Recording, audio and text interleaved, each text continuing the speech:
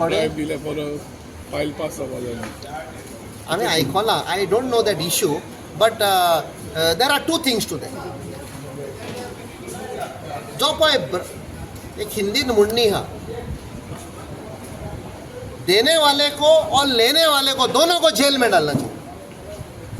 कोणे पळय ब्रायब दिल्या ताणें नांव सांगपाचें आनी कोणे पळय ब्रायब घेतल्या ताका नांव सांगपाचें आनी कोणे पळय दिल्या ताकाय भितर उडोवपाचो. इफ मडकयकार has given a bribe, he should also be put behind bars, because by giving a bribe he has somehow made to deviate the system.